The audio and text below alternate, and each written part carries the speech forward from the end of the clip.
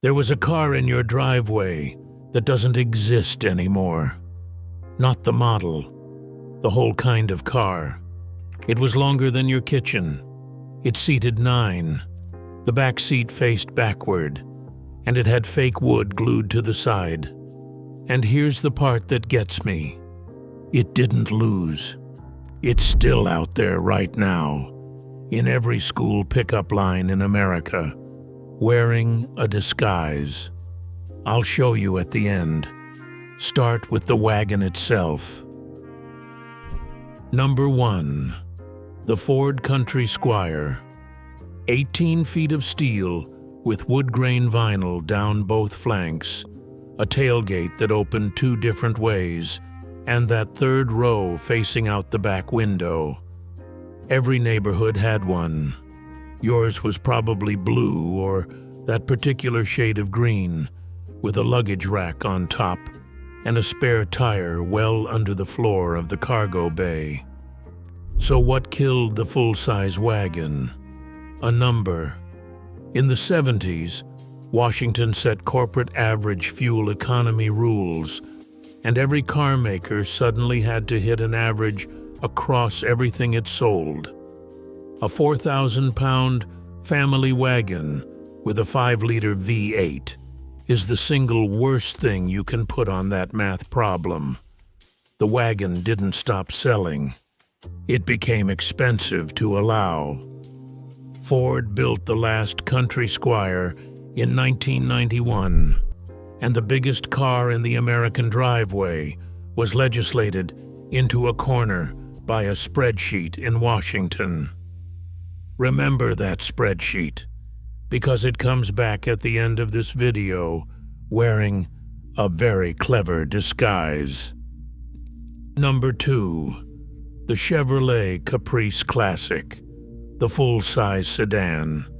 Not a luxury car, not a sports car, just an enormous 4-door with a bench seat front and back, a trunk that swallowed a bicycle, and a body bolted onto a separate steel frame like a truck.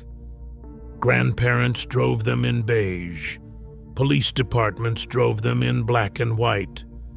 Your uncle had one with a landau roof, and they were built on that body-on-frame construction, which made them heavy, durable, and cheap to repair after a fender bender. That construction is exactly what ended them. Unibody design, where the body and frame are one welded structure, is lighter, safer in a crash, and better on fuel, and by the 90s, it had taken over everything. The Caprice name did come back for police fleets years later, so you may have seen one with a light bar in the 2010s. But the beige one in your grandfather's driveway, with the pillowed velour seats and the hood ornament you could see from the driver's seat, that car ended in 1996. Number 3. The Oldsmobile Cutlass Supreme. Here's a fact that sounds made up. In 1976, the Cutlass was the best-selling car in the entire United States. Not the best-selling Oldsmobile, the best-selling car, period.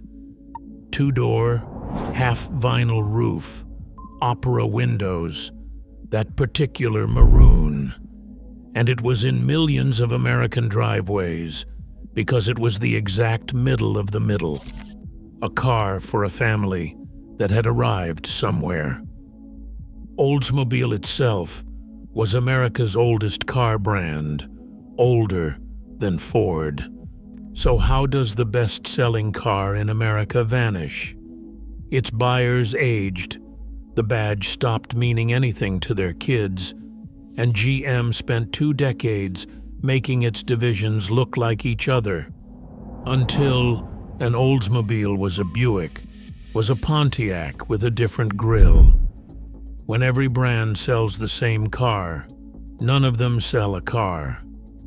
GM announced the end of Oldsmobile in 2000, and the oldest nameplate in American motoring built its last car in 2004.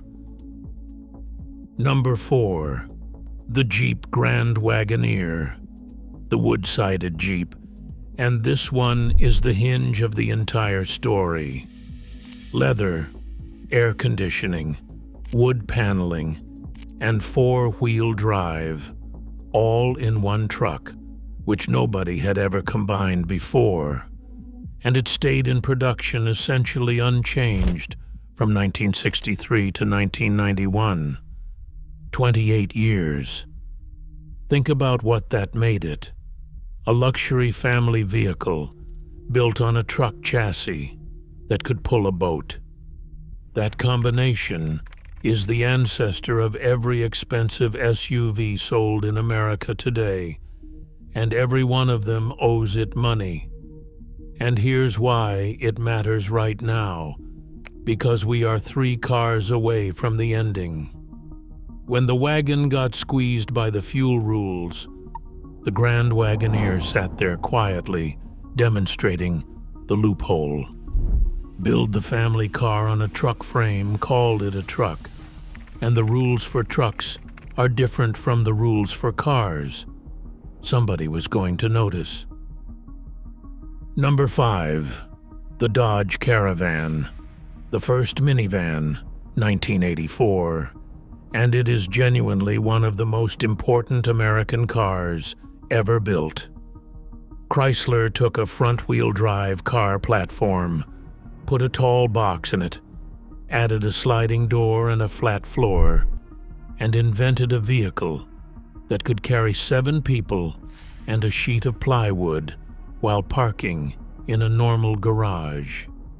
It saved the company, and it ate the station wagon alive because it did the wagon's job with better mileage, easier access for kids, and a shape that fit the fuel rules better.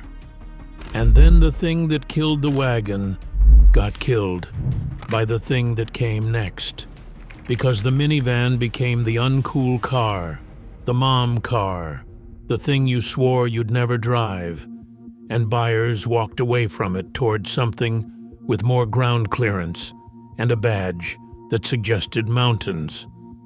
Minivans still exist, and they are still the smartest shape on the road. Their problem was never engineering. It was image. Number 6. The Ford LTD. Every town had 100 of them, and nobody remembers them, which is exactly why it belongs on this list. The LTD was the American default car.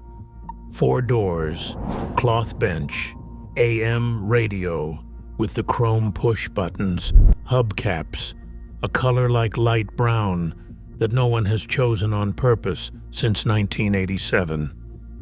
This was the car of driver's education, of the church parking lot, of the first car handed to a teenager. It disappeared because the middle disappeared.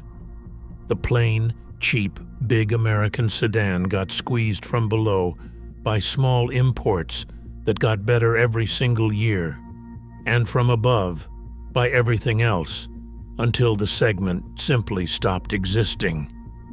Nobody mourned the LTD. That's the strange part. The most common car in America left without a funeral. Number 7. The Jeep Cherokee XJ and the disguise. Here it is. In 1984, the same year as the minivan, Jeep launched the XJ Cherokee, a boxy 4-door with a unibody, 4-wheel drive, a rear hatch, and room for a family. It was, functionally, a station wagon that had been lifted up and given a truck's classification. And that is the whole trick. Under the fuel economy rules, a vehicle built like a light truck was measured against a lower, easier standard than the family sedan or wagon. So the industry didn't stop building big family haulers. It just started building them tall, on truck platforms, and calling them sport utility vehicles. The wagon your family owned did not die. It was picked up, given higher ground clearance and a name that suggested adventure, and sold back to your children for $40,000. Every crossover in that school pickup line tomorrow morning is a Country Squire that learned to stand up straight. Same length, same 9 seats, same fake wood on the expensive ones, same car. New rules. So look at what really happened in the American driveway. No one voted for any of it. A fuel economy formula punished the wagon.